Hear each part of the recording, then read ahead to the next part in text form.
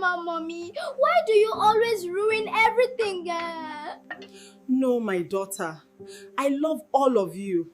Mama, why do you always have to ruin everything? 12-year-old Yatunde's voice cracked with tears as she stood in the kitchen doorway, her small fists clenched at her sides. Behind her, 9-year-old Damalola and 7-year-old Funka watched with wide, uncertain eyes. 3 children staring at their mother like she was a stranger who had invaded their home. Omotola's hands froze over the pot of jollof rice she had been stirring. The wooden spoon clattered against the side of the pot. She had raised her voice during the argument with Tunde. Yes, she had. But ruin everything? The accusation felt too large, too sharp, too rehearsed for a child's spontaneous anger. Yatunde, sweetheart, I didn't mean to. You always mean to. Yatunde's voice trembled with genuine hurt. Daddy never shouts like that. Daddy never makes us feel bad. Hello, beautiful souls. Welcome back to the Voice of Auntie Dora, your home for real stories that touch the heart and speak the truth. Thank you so much for your continued love and support. We couldn't do this without you. Before we dive into today's story, please take a moment to comment below and let us know where you're watching from. Are you in Atlanta, New York, Kingston, London? We love hearing from our family around the world. Now, settle in for a story that will make you think deeply about the silent battles mothers face, the manipulation that happens behind closed doors, and the truth that always, always finds its way home. The argument had started over something small, as these things often did. Tunde had promised to pick up Damalola from football practice, but had forgotten. Again. Omotola had been at the market buying ingredients for the family dinner when she received the frantic call from the coach. She had to abandon her shopping, rush through Lagos traffic, and arrive 30 minutes late to find her son sitting alone on the bench, the last child waiting. When she returned home with Damalola, exhausted and frustrated, Tunde was in the living room watching television, his feet propped up on the ottoman, a bottle of star beer sweating on the side table. You forgot him, Omotola said, her voice tight as she set down the half-filled shopping bags. Tunde didn't look away from the screen. I got caught up at work. You always get caught up at work. She could hear the edge in her own voice, the bitterness that had been building for months. You promised him, Tunde. You promised you would be there. I said I got caught up. His tone remained casual, almost bored. Why are you making this into a big deal? Because it is a big deal. The words burst out of her louder than she intended. Do you know what it feels like for him to be the last one waiting? Do you know how many times I've had to drop everything because you couldn't keep your word? Damalola had disappeared into his room, but Omotola knew he could hear everything. The walls of their home in Surulere were thin. The sounds of family life, both joy and conflict, carrying easily from room to room. Tunde finally looked at her, his expression somewhere between annoyance and pity. You're tired. You're overreacting. I'm not overreacting. Her hands shook as she began unpacking the groceries with sharp, aggressive movements. I'm tired of being the only parent who shows up. I'm tired of being the one who remembers everything, who carries everything, who fixes everything when you forget. Lower your voice, Tunde said calmly. The children can hear you. Maybe they should hear me. Maybe they should know that their father makes promises he doesn't keep. That was when Yatunde had appeared in the doorway, and those terrible words had spilled from her young mouth. Mama, why do you always have to ruin everything? Now, standing in the kitchen with her daughter's accusation hanging in the air, Omotola felt something crack inside her chest. She looked past Yatunde to where Tunde sat in the living room, and for just a moment, she saw something in his eyes, not anger, not defensiveness, but satisfaction. He stood slowly, walked to the kitchen, and placed a gentle hand on Yatunde's shoulder. It's okay, princess. Your mother is just stressed. She doesn't mean to raise her voice like that. But Daddy, she's always angry, Yatunde said, leaning into her father's side. I know, baby. I know. Tunde's voice was soft, soothing. Why don't you go play with your brother and sister? I'll talk to Mama. The children scattered like birds, and suddenly Omotola and Tunde were alone in the kitchen. The fluorescent light hummed overhead. The jollof rice had started to burn at the bottom of the pot, filling the air with the acrid smell of scorched tomatoes and rice. You turned them against me, Omotola whispered. Tunde's expression remained neutral, almost kind. I didn't do anything. You're the one who lost control. I raised my voice because I'm exhausted, Tunde. Because I'm doing everything alone. You're not alone, I'm right here. He gestured around the kitchen, the home they had built together over 14 years of marriage. I work hard for this family. I provide for you and the children. What more do you want from me? Omotola wanted to scream that providing money wasn't the same as being present, that working hard didn't excuse broken promises, that a father was more than a paycheck. But the words stuck in her throat because she could see the trap he was setting.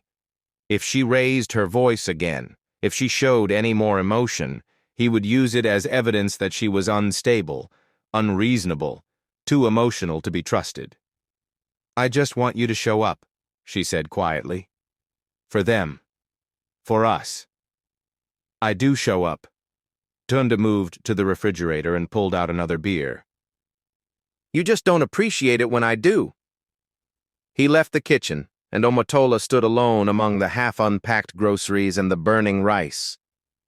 Through the thin walls, she could hear him in the living room with the children, his voice bright and cheerful as he asked about their day. She heard Yetunde's laughter, Damalola's excited chatter about an upcoming school trip, Funka's sweet voice asking if Daddy would read her a bedtime story later. They sounded happy. They sounded like a complete family. And she was the one standing alone in the kitchen, the villain of her own home. That night, after the children were asleep and the house had settled into quiet darkness, Omotola lay in bed beside her husband and felt the weight of what had happened pressing down on her chest. Tunde was already asleep, or pretending to be, his breathing deep and even. She replayed the scene in her mind, trying to understand where it had gone so wrong. Yes, she had raised her voice. Yes, she had been frustrated. But the way Yetunde had looked at her, the words she had used, those weren't the natural reactions of a child upset by a parent's anger. Those were learned responses, shaped over time by someone who had been carefully teaching them how to see their mother. Omotola thought back over the past months, looking for patterns she might have missed. The small comments Tunde made when she set boundaries with the children. Your mother is just being difficult again. The way he would comfort them after she disciplined them. I know she's hard on you sometimes. The subtle undermining disguised as explanation. You know how she gets when she's tired. Each comment alone seemed harmless, even loving. A father helping his children understand their mother's moods. But together, over time, they had built something dark and twisted, a narrative where she was always the problem, always the source of tension, always the one who ruined everything. And the worst part was that she had given him the material to work with. Every moment of frustration, every raised voice, every instance where her exhaustion had leaked through her carefully maintained composure, he had used them all. Not by attacking her directly, but by interpreting her to the children in ways that made her look unreasonable, unstable, unloving.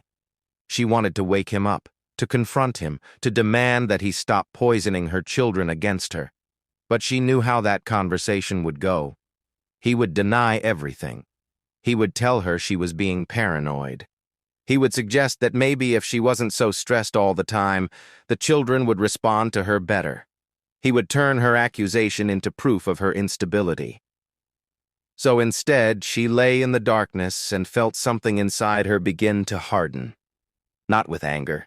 Anger was too hot, too visible, too easy to use against her. This was something colder, something more patient. This was the understanding that she was in a fight she hadn't known she was having, and she had been losing it one small moment at a time. The next morning, Omatola woke before dawn as she always did. She prepared breakfast, akara and pop for the children, bread and tea for Tunde. She ironed school uniforms and packed lunchboxes. She reminded Yetunde about her homework, helped Damalola find his missing football boots, and braided Funka's hair into neat cornrows. Through it all, she was aware of Tunde watching her from the dining table, his newspaper spread out before him, his eyes occasionally flickering up to observe her interactions with the children. When Yetunde came to the table, she kissed her father's cheek but barely glanced at Omatola. When Damalola sat down, he thanked his father for the food, even though Omatola had been the one cooking since 5 in the morning. Even little Funk, who had always been Mama's baby, seemed more reserved, her usual morning cuddles replaced with a polite, "Good morning," before she focused her attention on her breakfast. Omatola felt each small rejection like a needle prick to her heart. These were her children, the babies she had carried, birthed, nursed, raised. She had been the one walking the floors with them when they were sick, helping them with nightmares, teaching them to read and write. She had sacrificed sleep, career opportunities, personal dreams to be present for them every single day. And now they looked at her like she was the problem. "Mama, can I have more akara?" Funka's small voice broke through her thoughts. "Of course, my love." Omatola moved to the stove, grateful for even this small interaction. She placed 2 more bean cakes on Funka's plate, adding a little extra honey the way her youngest daughter liked it. "What do you say to your mother?" Tunde prompted gently from behind his newspaper. "Thank you, Mama," Funka said dutifully, but without the warmth that used to light up her eyes when Omatola did something special for her. "You're welcome, baby." Tunde lowered his newspaper just enough to make eye contact with Omatola. There was something in his gaze, a challenge, perhaps, or a warning. "You see?" His eyes seemed to say, "This is what happens when you don't control yourself." After breakfast, Omatola walked the children to the junction where they caught their school bus. It was a ritual she had maintained since Yetunde started primary school, those precious 15 minutes in the morning when she could talk with them, hear about their worries and excitements, remind them that they were loved. But this morning, the walk was different. Yetunde walked several steps ahead, her school bag bouncing against her back, her headphones firmly in her ears. Damalola kicked a stone along the dusty road, answering Omatola's questions with one-word responses. Only Funka held her hand, but even that felt different, dutiful rather than affectionate.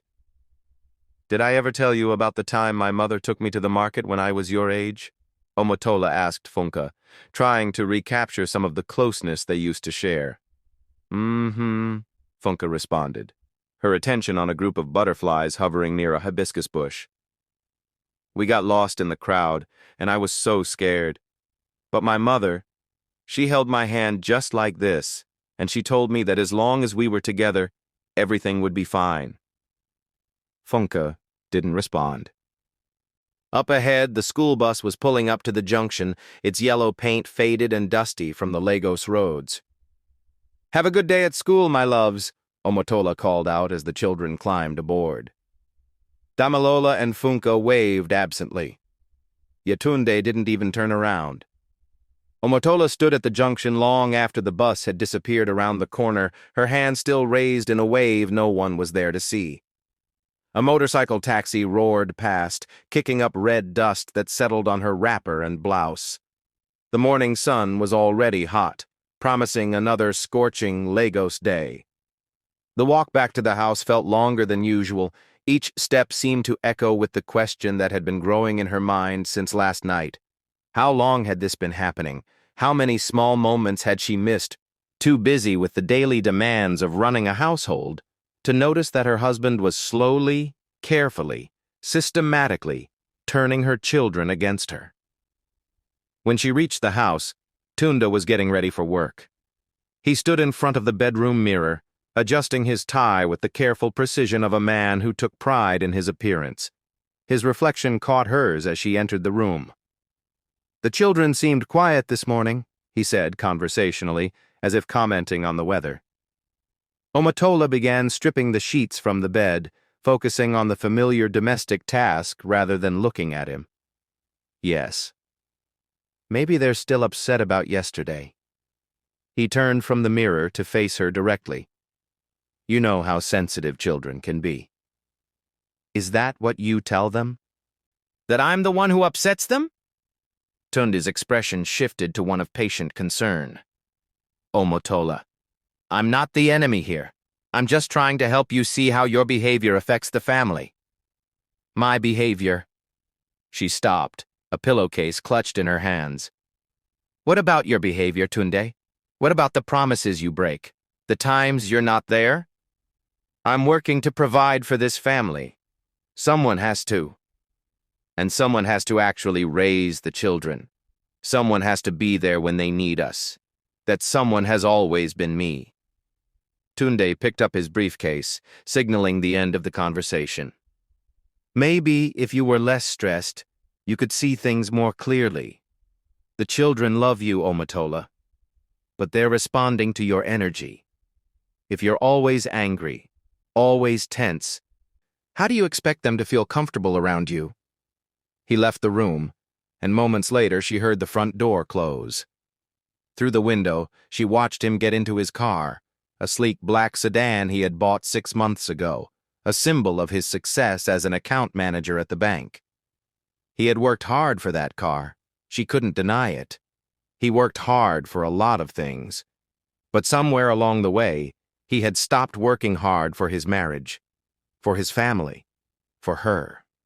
Omotola finished changing the sheets, then moved through the house completing her morning tasks. She washed the breakfast dishes, swept the floors, sorted through the children's school papers that had accumulated on the dining table.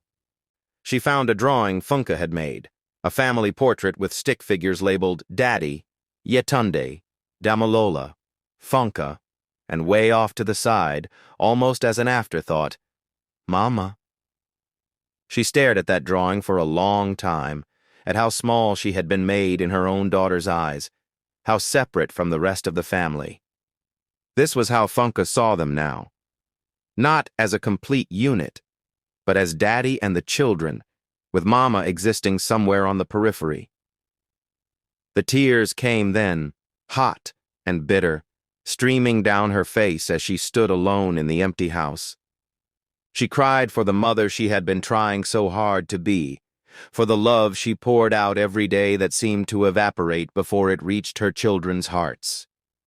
She cried for the marriage she thought she had, the partnership she believed existed, the man she thought Tunde was. But most of all, she cried because she didn't know how to fight an enemy who used her own words, her own emotions, her own humanity against her. What would you do if your own children looked at you like a stranger in your own home? Have you ever felt like everything you do is being twisted into something you never intended?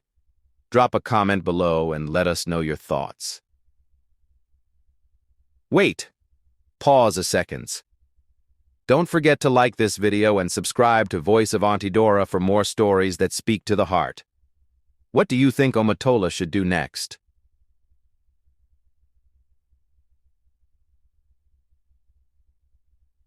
The weeks that followed the kitchen argument settled into a pattern that Omotola recognized but couldn't quite name.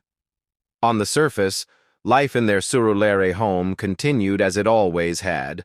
Breakfast at 6, children to school by 7, Tunde to work by 8, and Omotola left alone with the quiet hum of domestic life until the afternoon chaos of homework and dinner preparation began. But underneath that familiar rhythm, something had shifted.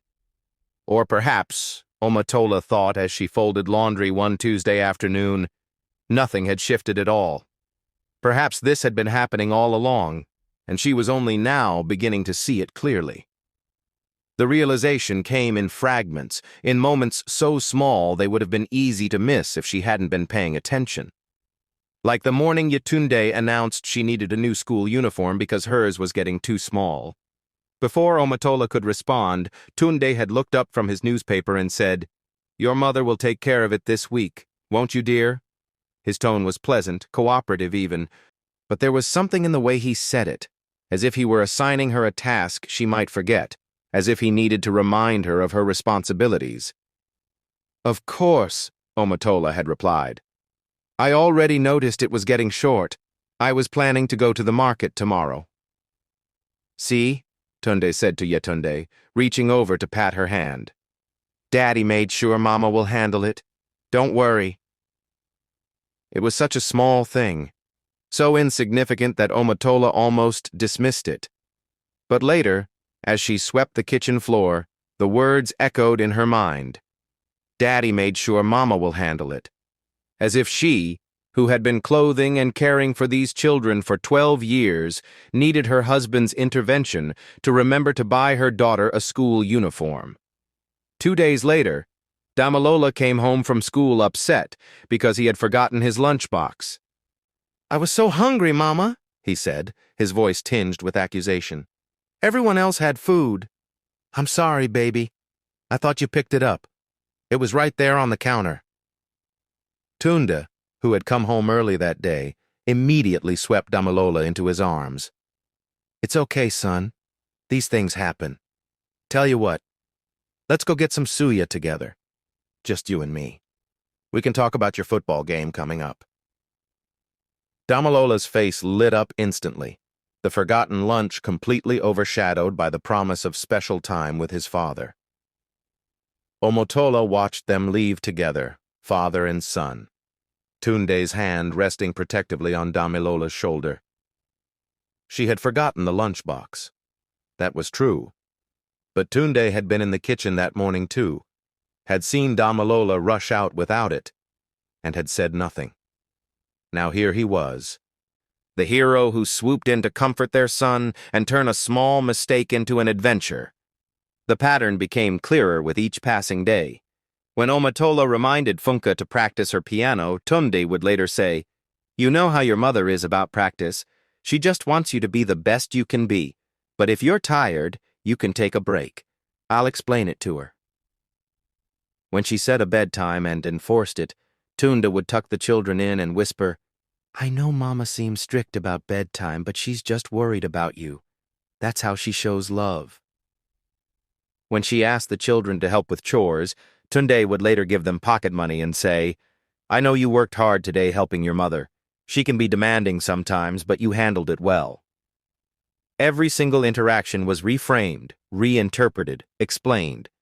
And in each explanation, Tunde positioned himself as the understanding parent, the buffer between their mother's harshness and the children's need for grace. He never openly criticized her. He never said she was wrong. Instead, he translated her perfectly reasonable parenting into something that needed his intervention, his softening, his protection. It was brilliant, really. Diabolical, but brilliant. One evening, as Omotola was helping Yetunde with her mathematics homework, she made a simple suggestion. If you approach it from this angle, you'll see the solution more clearly. Yetunde's face crumpled in frustration. You're confusing me, Mama. Can we just wait for Daddy? He explains things better. The words landed like a physical blow. Omotola, who had helped Yetunde with every homework assignment since primary 1, who had stayed up late researching teaching methods to make mathematics more accessible, who had celebrated every small victory in her daughter's understanding, suddenly she was the one who confused things. Daddy explained better. Yetunde, I've been helping you with maths for years. I know, but Daddy is just easier to understand. He doesn't make it so complicated. Omotola closed the textbook slowly. When has Daddy helped you with homework? Yetunde's eyes flickered with something. Uncertainty, perhaps, or the realization that she couldn't actually answer that question. He just does. He's better at explaining. What I mean is, when specifically has he sat down with you and worked through a problem? Mama, why are you being like this?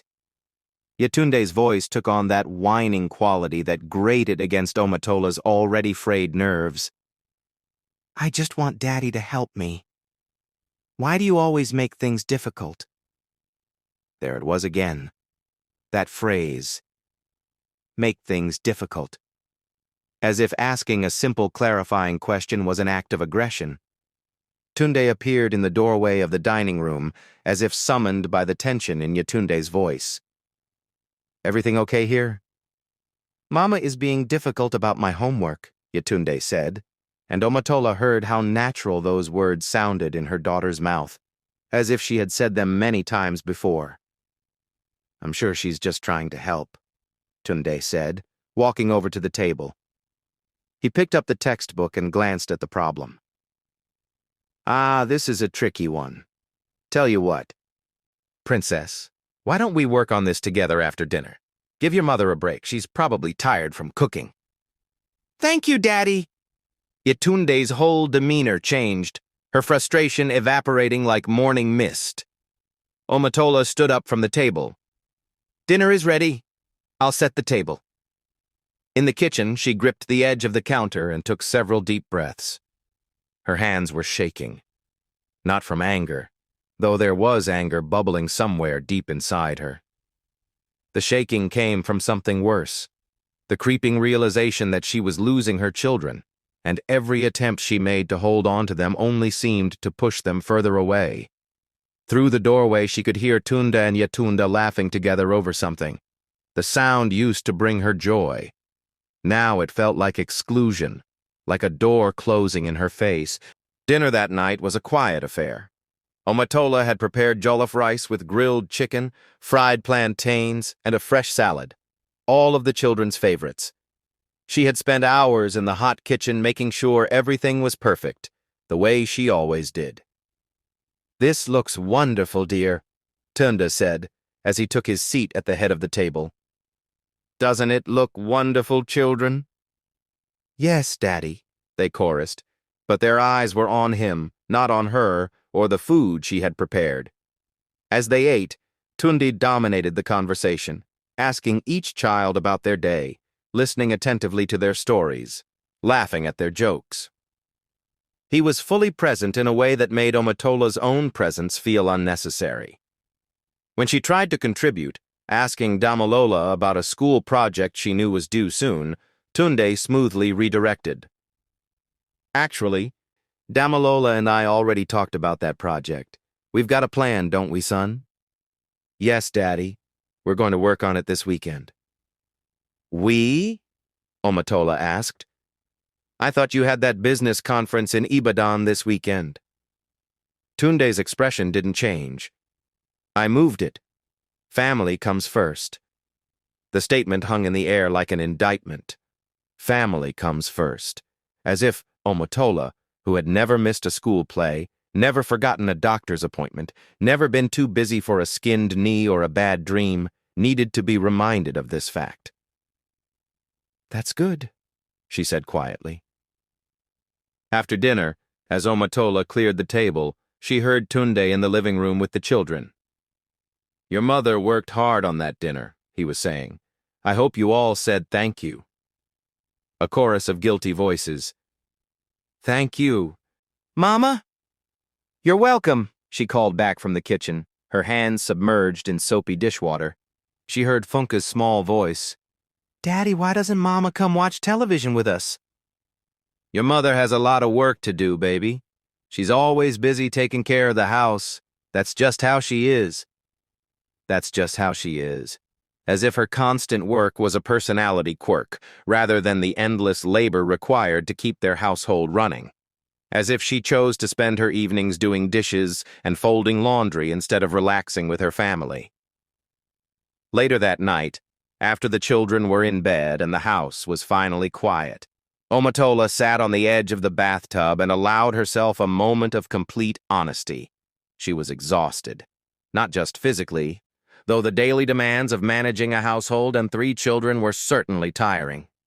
She was exhausted in her soul, in that deep place where mothers keep their reserves of patience and love and hope. She had spent 14 years pouring everything she had into this family. She had given up her job as a primary school teacher when Yetunde was born. because Tunde had convinced her that their children needed her at home. She had sacrificed friendships, hobbies, personal dreams, all in service of being the best mother she could be. And somehow, despite all of that, she had become the villain in her own story. The bathroom door opened, and Tunde came in to brush his teeth. They moved around each other in the small space with the practiced choreography of long marriage. She at the sink, he at the mirror, neither quite touching, neither quite separate. The children seemed happy tonight, Tunde said, his voice casual. Yes. Yet Tunde really opened up during homework time. She's worried about her maths exam next week. Omotola turned off the tap and reached for a towel. I know. I've been helping her prepare for weeks. Tunde squeezed toothpaste onto his brush. She said she finds my explanations clearer. Maybe I should take over the homework help for a while. Give you a break. There it was. The knife slipped so smoothly between her ribs that she almost didn't feel it at first. Give you a break. As if she needed rescuing from the task of helping her own daughter with schoolwork. As if she was failing at something he could do better. I don't need a break from helping my children, Tunde.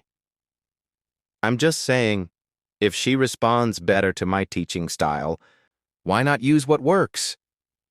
He met her eyes in the mirror, his expression open and reasonable.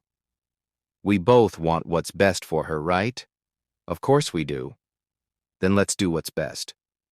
He rinsed his mouth and turned to face her directly. You know, Omotola, sometimes I wonder if you're competing with me for the children's affection instead of working with me as a team. The accusation was so perfectly inverted from the truth that for a moment, Omotola couldn't find words. He was the one undermining her at every turn, and yet somehow, she was the one competing? She was the one not being a team player? I'm not competing with you, she finally said. I'm just trying to be their mother. And you are.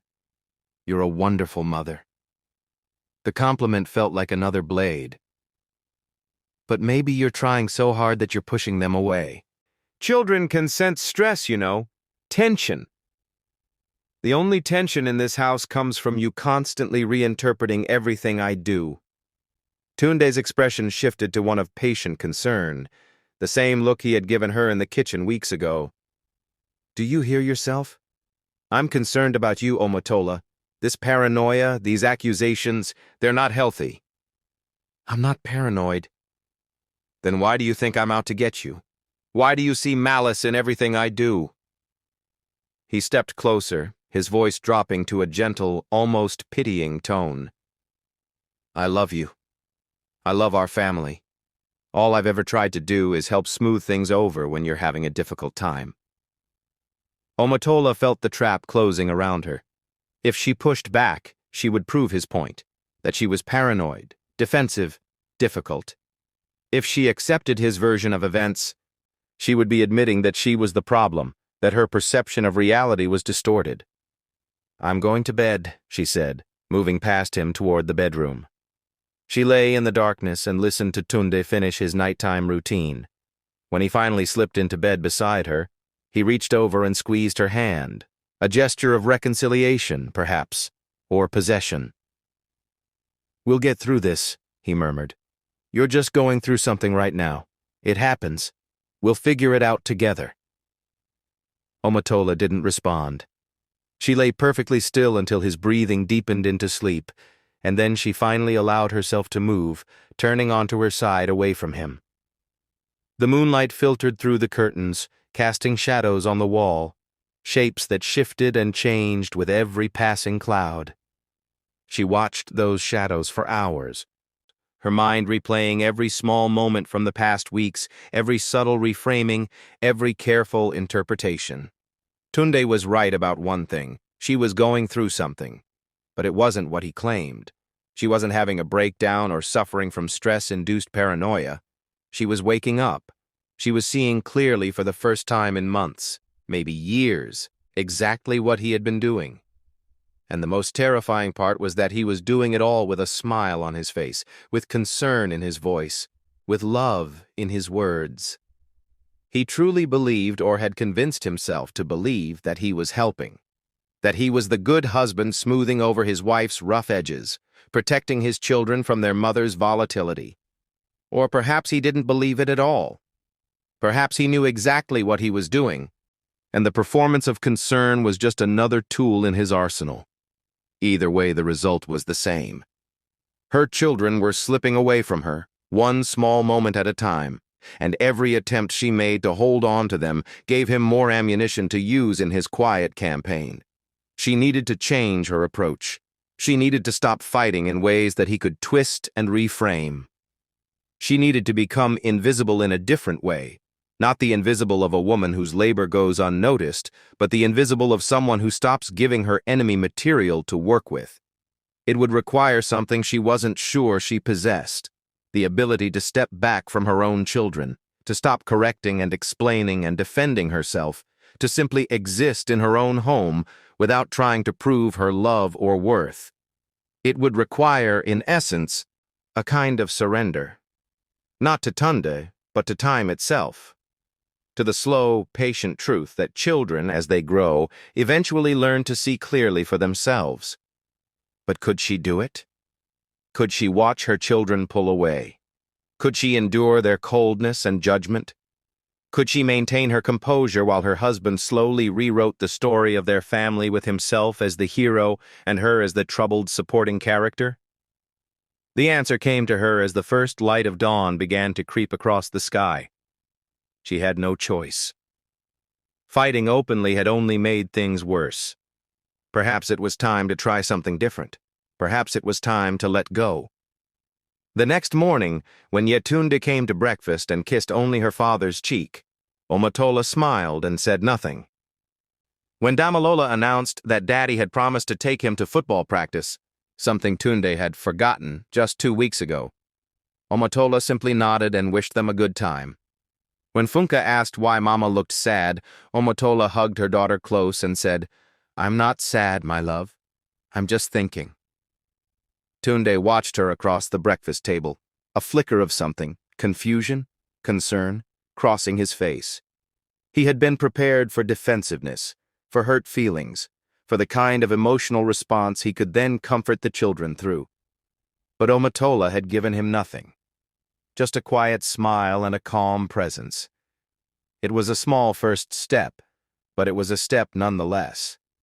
And as she cleared the breakfast dishes and watched her family prepare for their day, Omotola felt something shift inside her.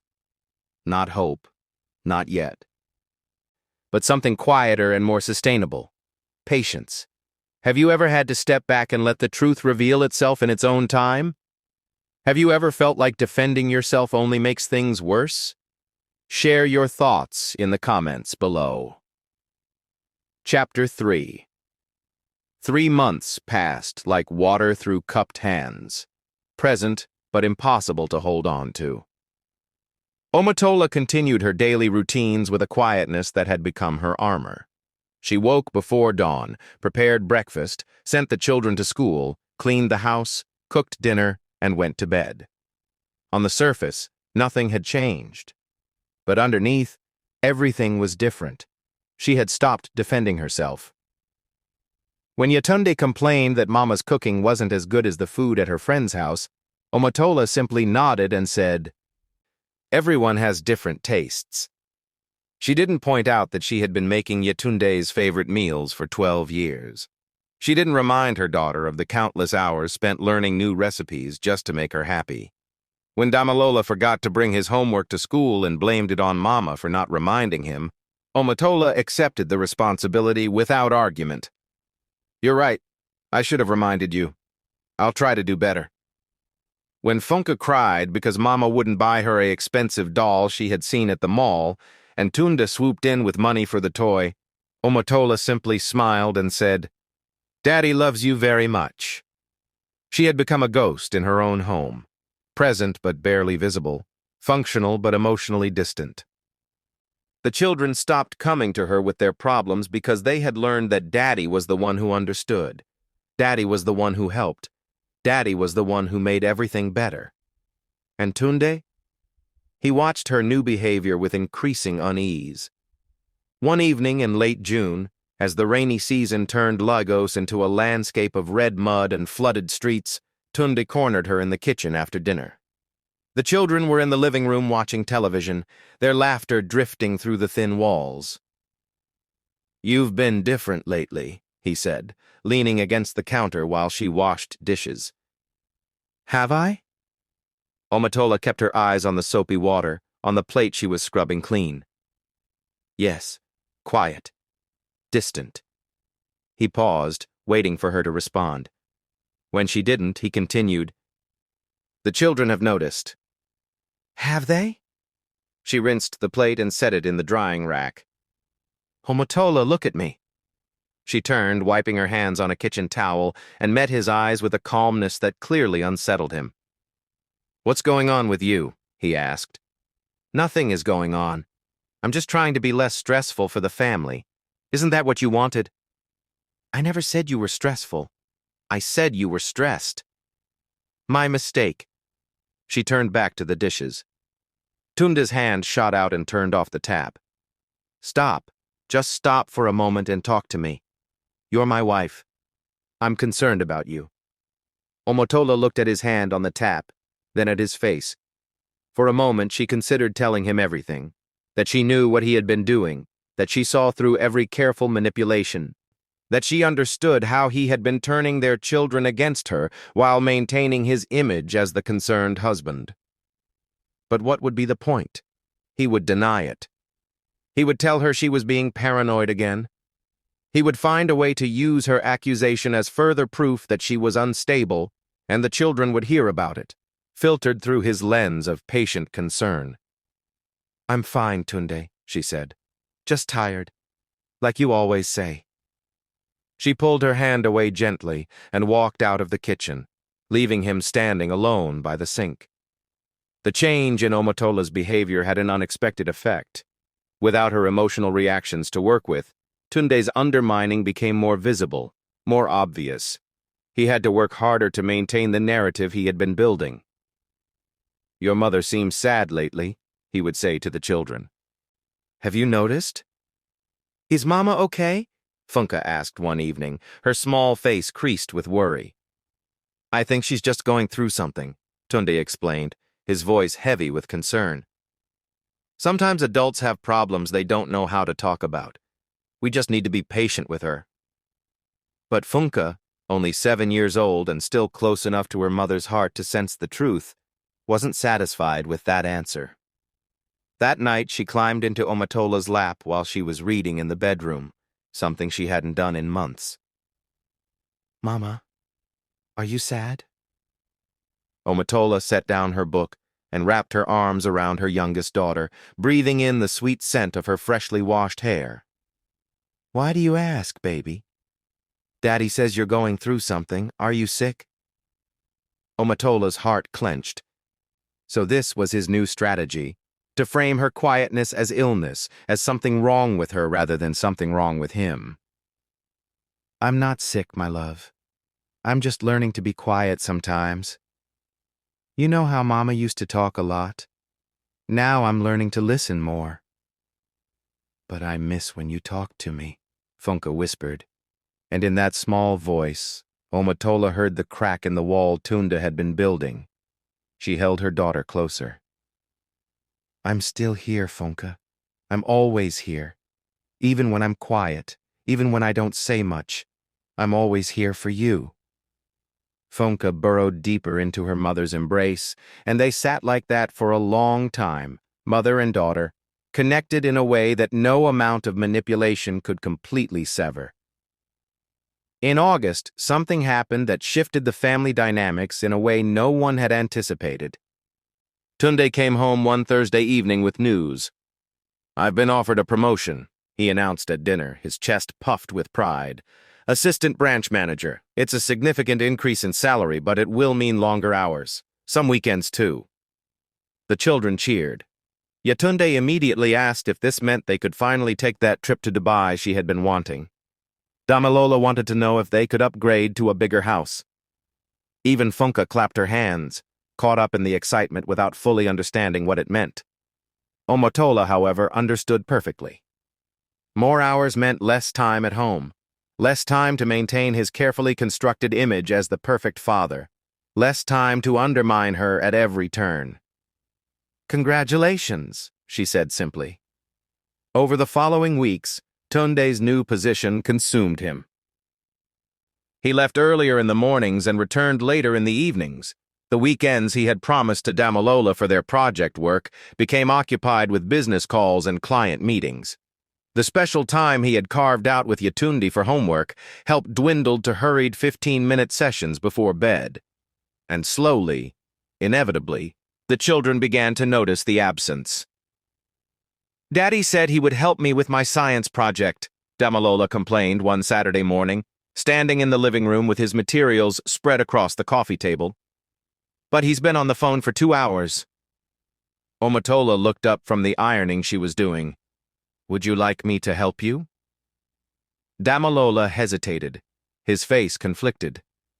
She could see the war playing out in his mind, months of conditioning that told him Daddy was better at helping, versus the simple reality that Daddy wasn't available. "I guess," he finally said, his tone less than enthusiastic. They worked together for the next 3 hours, building a model of the solar system from styrofoam balls and wire. At first, Damalola was distant, following her instructions with reluctant compliance. But as the project took shape, as they worked side by side painting planets and positioning orbits, something shifted. "Mama, look! Saturn's rings came out perfect." "They did, didn't they? You have steady hands, just like your grandfather." "Really? I never knew that." "Your grandfather was a carpenter. He could build anything. Your father's father, I never met him, but your daddy told me he could fix anything with his hands." Damalola studied the model thoughtfully. "Daddy never tells us stories about his father." "Well, perhaps you should ask him. Everyone has stories worth telling." When Tunde finally emerged from his phone call, the project was complete. Damalola had already taken it to his room, proud of what he had accomplished. Tunde found Omotola in the kitchen preparing lunch. "Sorry about that," he said. "Business call ran long. Is Damalola upset?" "No, we finished the project together." Something flickered across Tunde's face. Was it relief? Or something else? "That's good. I knew you could handle it." But there was an edge to his voice, a tension that hadn't been there before. For months, he had been the indispensable parent, the one the children needed, the one who made everything better. Now his absence was forcing them back to the mother he had taught them to see as difficult, stressful, the source of problems. And she wasn't acting the way he had trained them to expect. The real turning point came in September, during an incident that no one could have predicted. Yetunde had started her period for the first time. She came home from school one afternoon, walked past Omotola without a word, and locked herself in her bedroom. Omotola heard the muffled sound of crying through the door. "Yetunde? Baby, what's wrong? Go away!" "Sweetheart, please talk to me." "I want Daddy. Where's Daddy?" Omotola's heart sank. Even this, even the most intimate mother-daughter moment a girl could experience, had been poisoned by Tunde's campaign. Her daughter would rather wait hours for her father to come home than accept comfort from her mother. "Daddy won't be home until late tonight, my love, but I'm here. Whatever it is, I'm here." Silence. Then, softly, "Something's wrong with me, Mama." Omotola's maternal instinct, dulled by months of rejection but never extinguished, flared to life. "Can I come in? Please?" After a long pause, she heard the lock click. She opened the door to find Yetunde sitting on her bed, tears streaming down her face, her school uniform stained with blood. "Oh, my baby," Omotola breathed, and in that moment, All the distance, all the coldness, all the months of manipulation melted away. She crossed the room and pulled her daughter into her arms. "You're not sick, sweetheart. This is natural. This is what happens when a girl becomes a young woman." Yetunde clung to her mother, her body shaking with sobs. "I was so scared. I didn't know what was happening." I know. But you're okay. You're perfectly okay."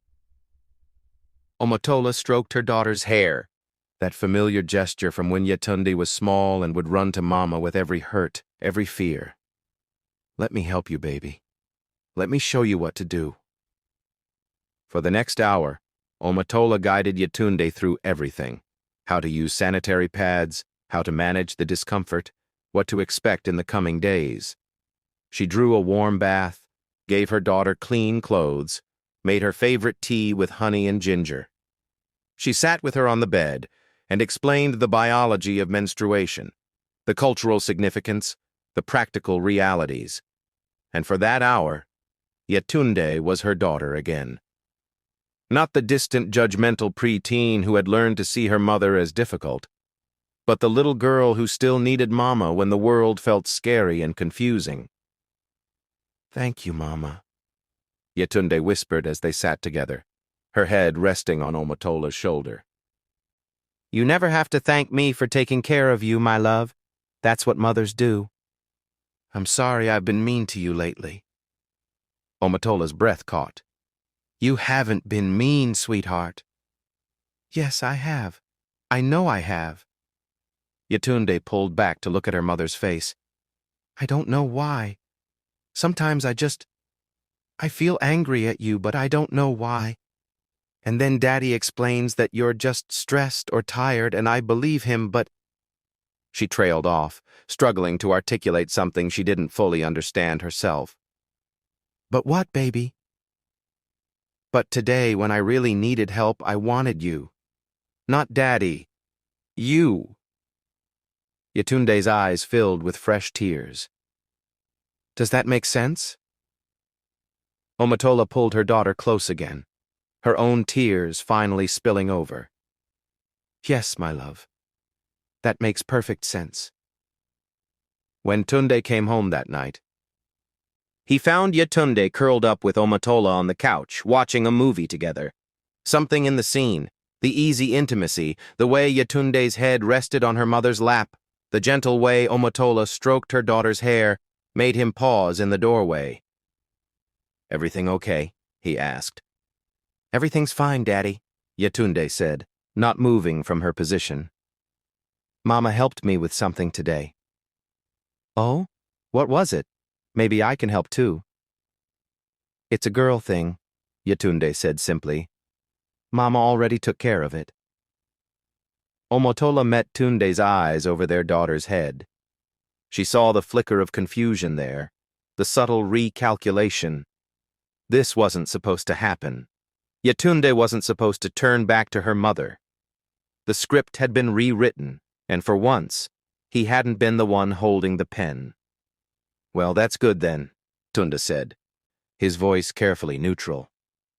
"I'm glad Mama was here for you." But Omotola heard what he didn't say. "I'm not glad at all."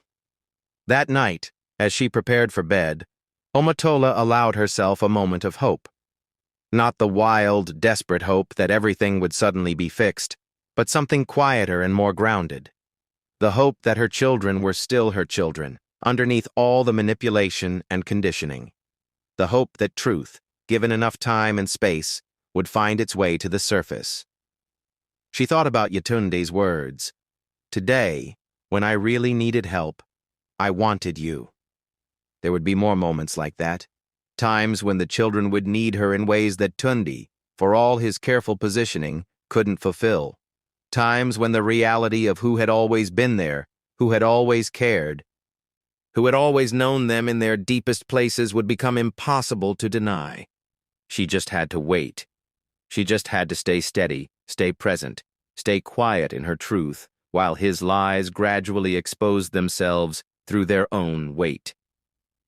In the darkness of her bedroom, With Tunde's back turned to her as he slept, Omotola whispered a prayer, not for revenge, not for vindication, but for patience, for the strength to endure this season, knowing that seasons, by their very nature, always change. And for the first time in months, she fell asleep without tears on her pillow. The rainy season gave way to the dry Harmattan winds, and with the change of weather came subtle shifts in the household that only Omotola seemed to notice and to burn. She had learned to read the small signs, the way Damalola now hesitated before running to Tunde with every problem, the way Funka sometimes chose to sit beside Mama during dinner instead of always positioning herself next to Daddy, the way Yatunde occasionally sought her mother's opinion before asking her father.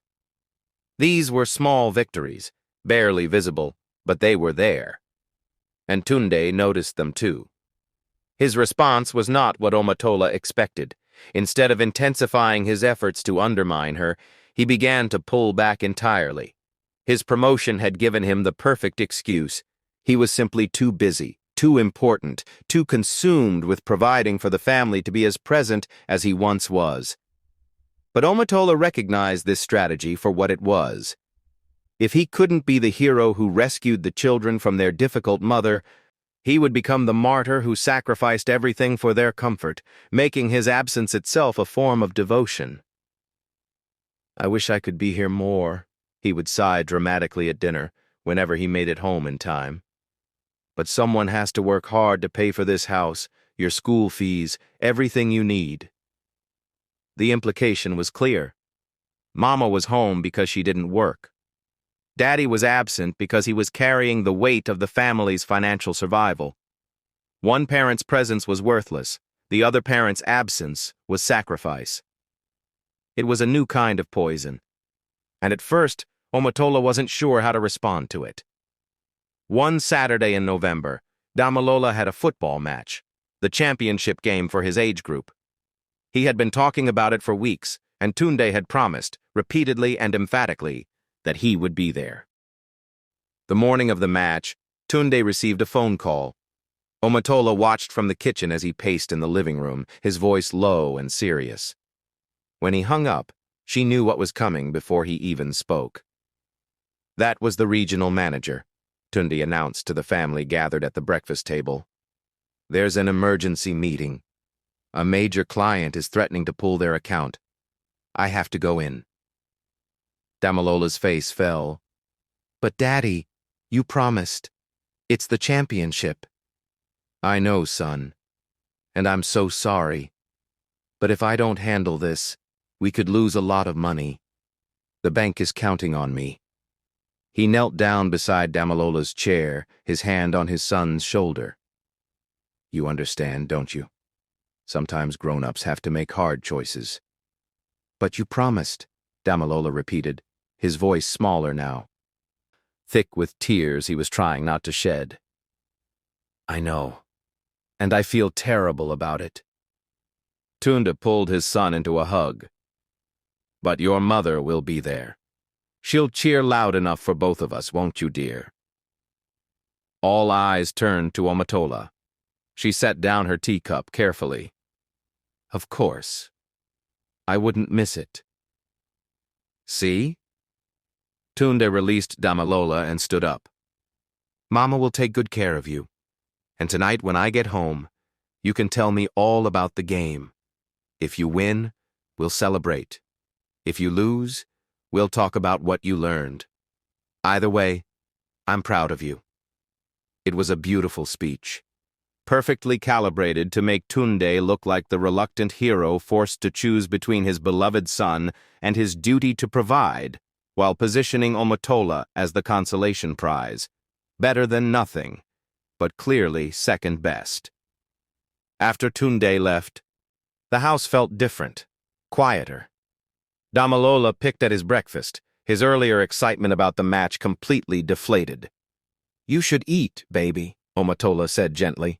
"You need your energy for the game." "I'm not hungry." Yetunde, who had been watching the whole scene unfold, surprised everyone by speaking up. "Damalola, Mama has been to every single one of your games this season. Daddy has been to 2. Damalola looked up at his sister, confusion crossing his face. I'm just saying, Yetunde continued, returning to her phone with studied casualness.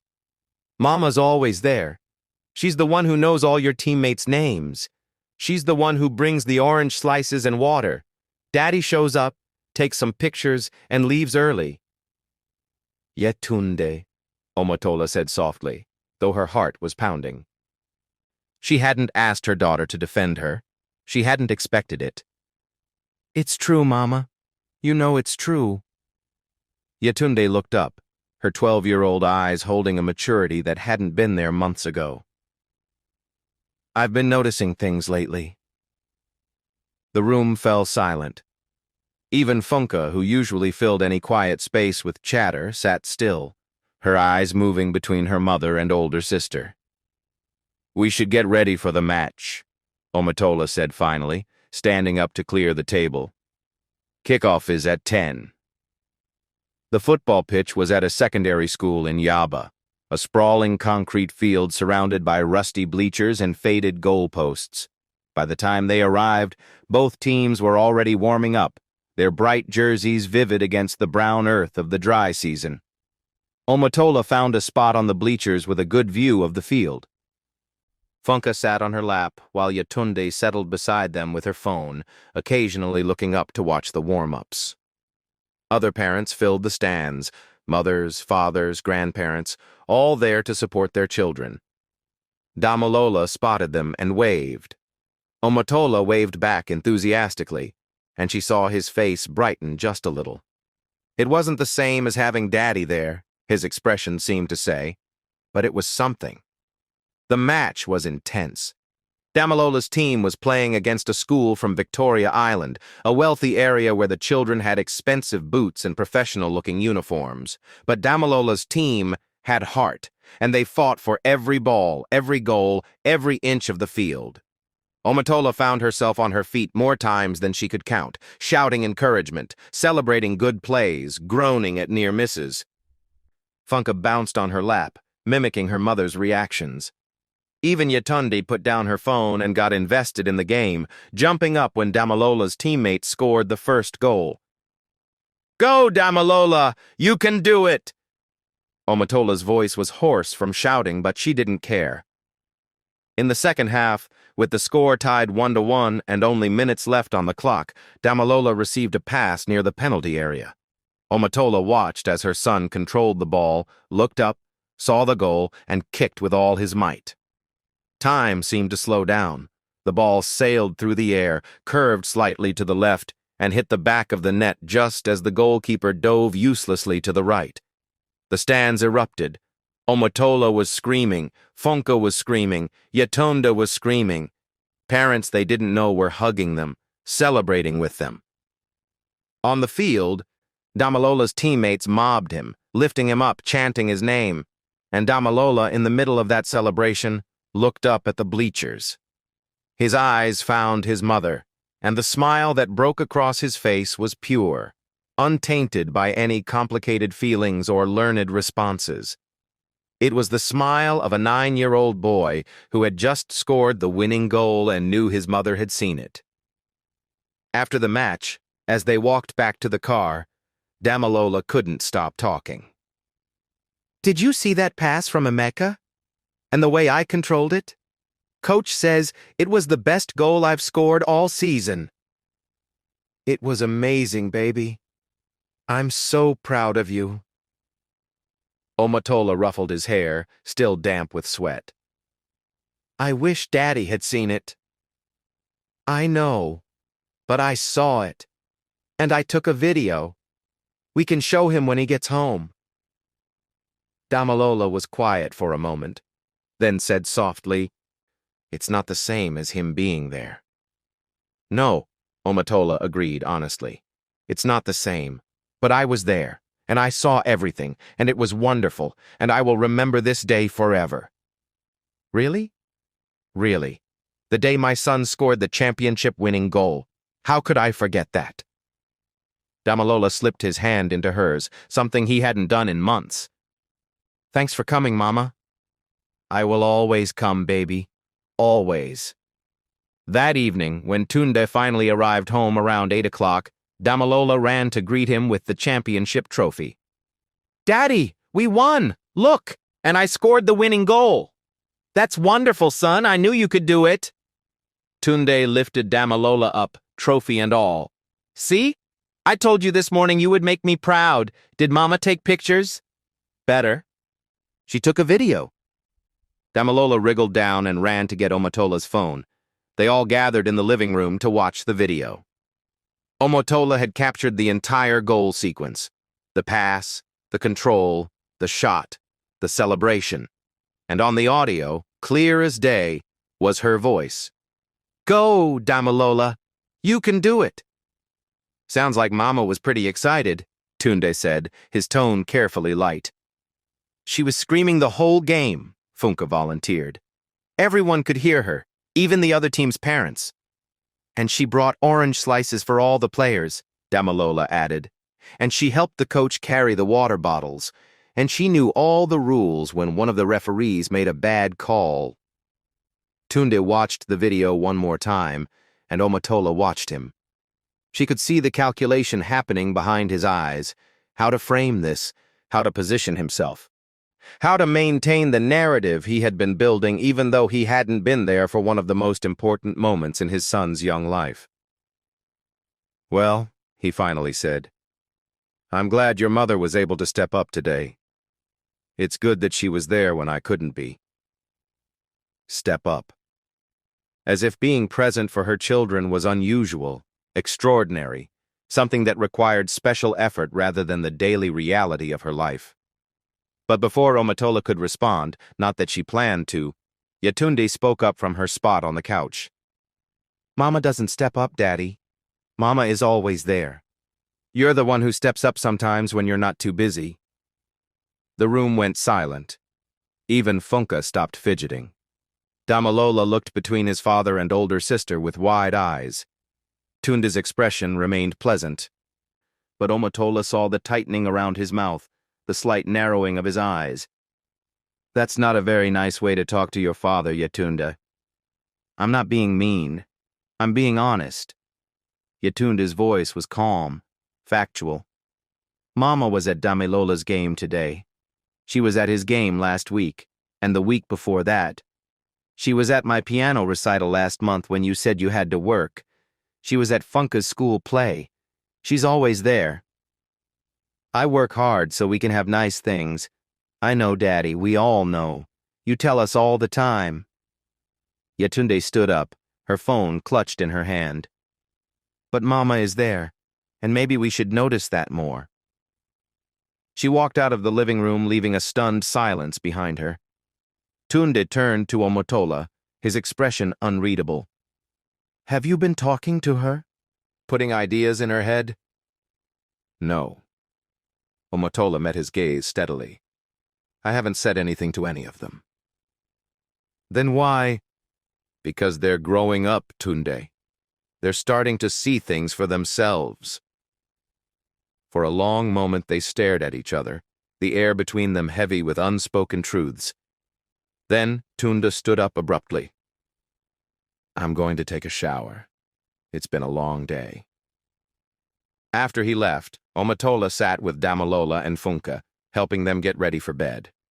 Damalola kept the trophy on his bedside table where he could see it, and as Omotola tucked him in, he looked up at her with serious eyes. "Mama, do you think Daddy is mad at Yetunde?" "I don't think so, baby. Sometimes people say things that make us uncomfortable because they're true, not because they're meant to hurt us." Was what Yetunde said true? Omotola smoothed the blanket over her son, choosing her words carefully. "What do you think?"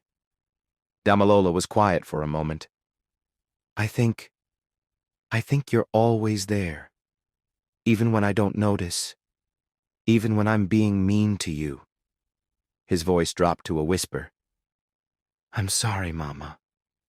"Oh, baby." Omotola kissed his forehead. "You don't have to apologize. You're a child.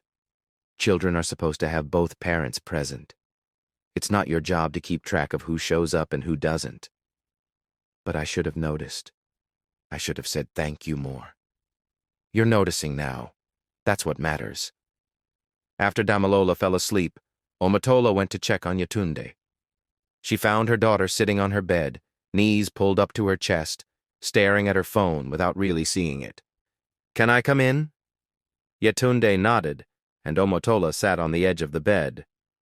"You didn't have to defend me tonight," Omotola said gently. "I know, but I wanted to." Yetunde set down her phone and looked at her mother. "I've been thinking a lot lately.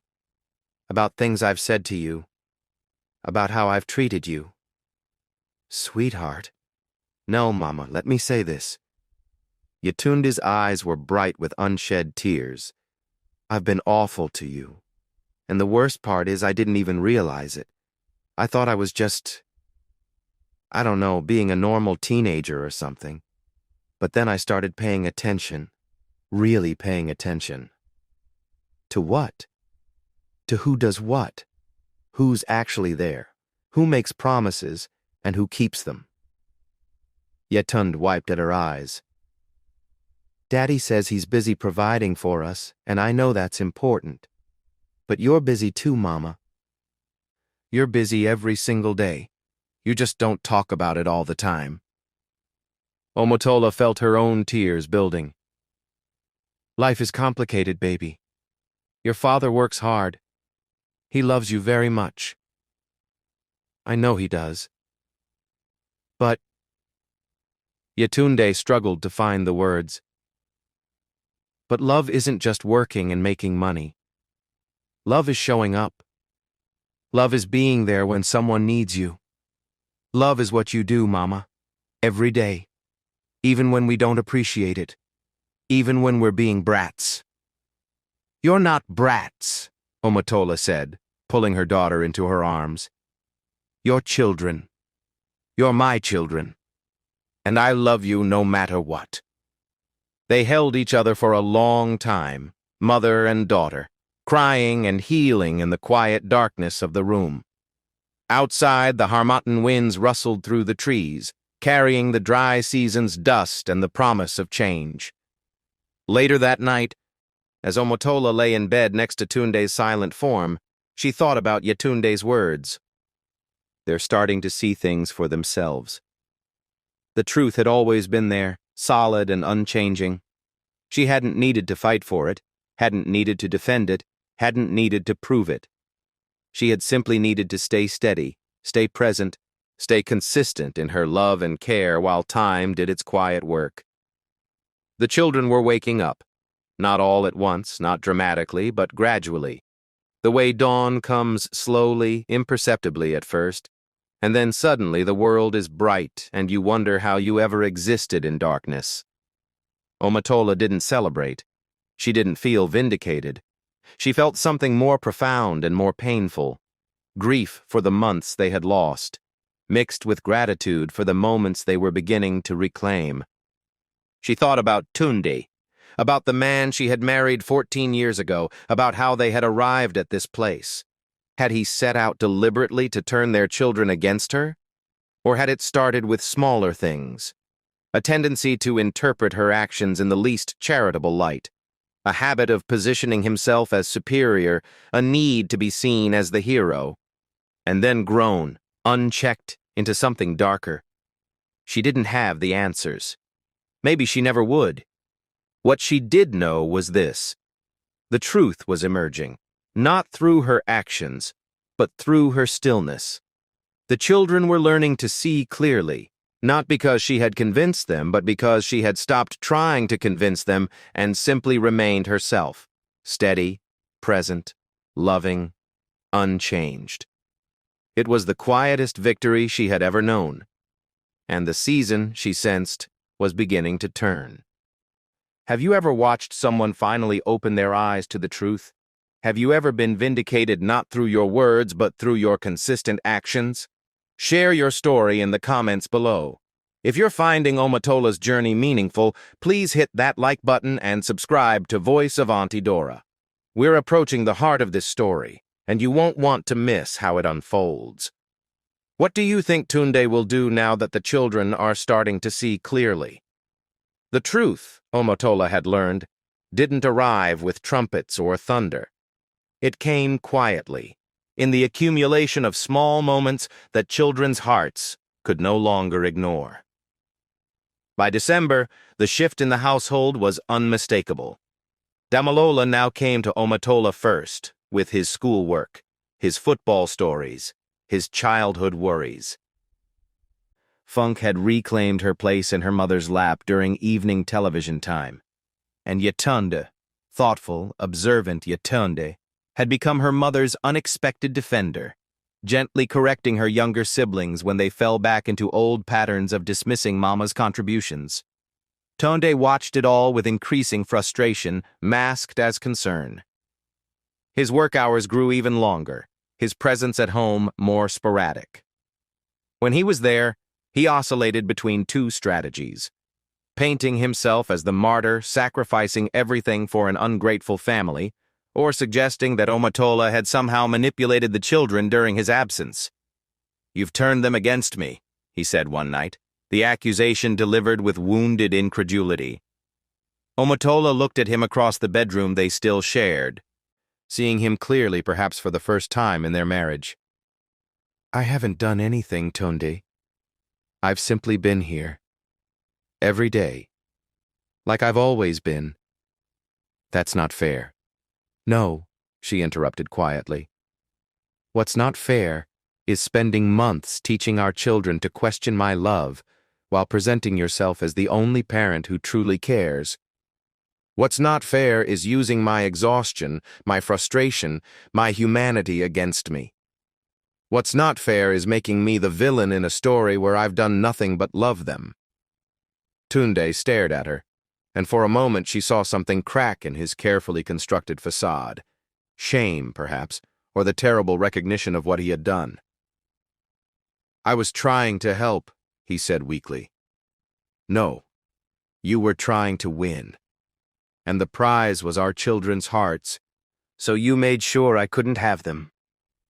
Omotola's voice remained calm, but her words carried the weight of months of silent observation.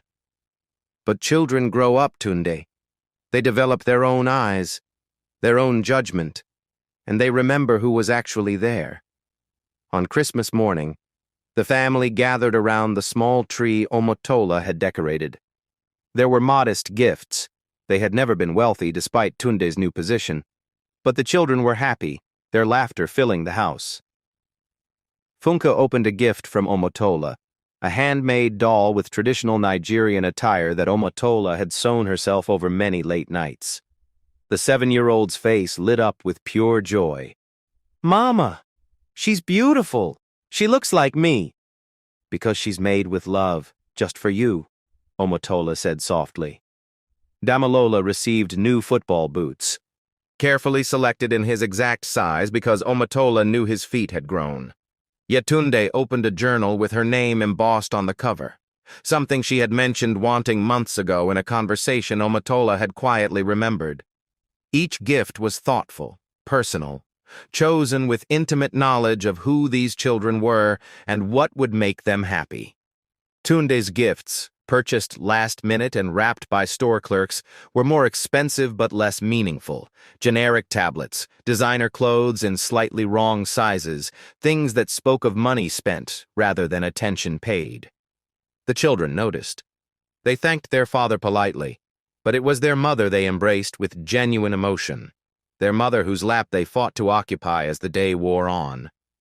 Later, as Omotola prepared Christmas dinner, all 3 children crowded into the kitchen to help her. They peeled vegetables, stirred pots, tasted sauces, and filled the air with chatter and laughter. Through the doorway, she could see Tunde sitting alone in the living room watching television, surrounded by expensive gifts and crushing solitude. She felt no triumph, only sadness for what they had all lost in the battle he had chosen to wage. That night, after the children were asleep, Yetunde whispered to her mother, "Mama, I think I understand now. Real love isn't loud. It's quiet. It's every day. It's you." Omotola held her daughter close and finally allowed herself to believe that truth, given enough time and space, always finds its way home. The season had changed, the truth had returned, and the children knew, really knew, who had always loved them best. Sometimes the greatest revenge is simply being who you've always been, steady, present, and true. If this story has touched your heart, please like, subscribe, and share it with someone who needs to hear it. Comment below. What lesson will you take from Omotola's journey? Thank you for watching Voice of Auntie Dora. Remember, you can lie to children for a season, but truth grows with them. The end.